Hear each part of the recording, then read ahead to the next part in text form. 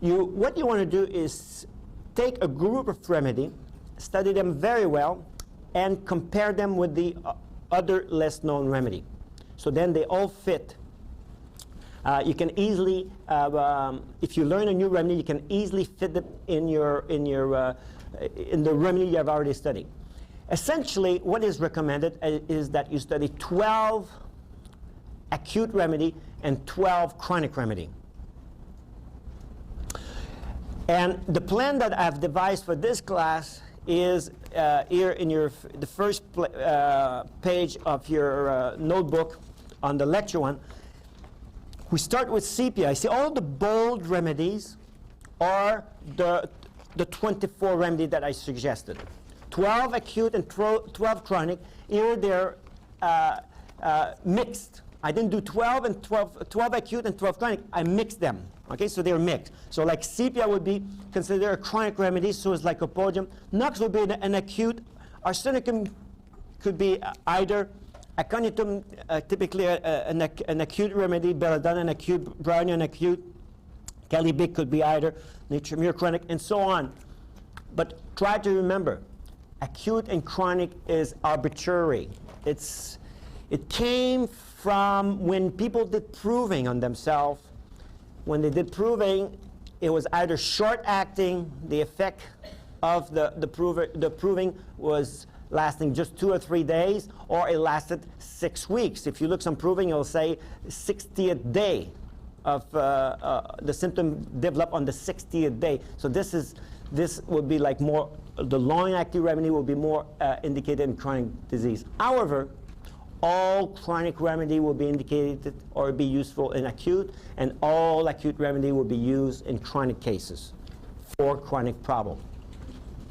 The most acute will be used in the sometime in the most obstinate chronic case. Okay, so all remedy here are if they're divided acute and chronic, it's just arbitrary to some degree. It's true, some are more will be more like called antipsoric.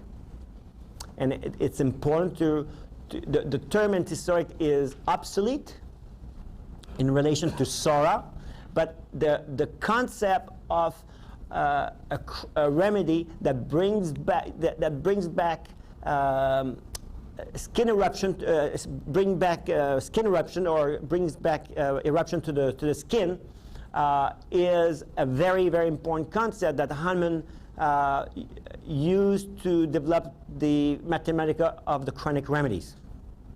And this Mathematica of the chronic remedies, this is the basis of the chronic remedy we use today. Now, if you study these 24 remedies diligently, and you know them in and out, more or less, not by memory again, just because you become familiar with them. Familiar like you would become familiar with 24 people that you know. Your children, your parents, your cousins, your teachers, your neighbors, your relative, the person in the store. You can recognize these people very well, very easily, without trying to memorize any of them. You recognize them. You recognize by their feature. Same thing. You will recognize the remedy, or you will have a sense of the remedy just by their features, by associating with it, by seeing case. The more you see cases, the more you can see picture of the remedy, and the more these pictures are with these pictures you develop like an acquaintance with these remedy. The more you don't need to memorize. Don't try to memorize. You know, Einstein says what is in book, you leave in books. So here you use your mind for observation, for thinking, for reflection.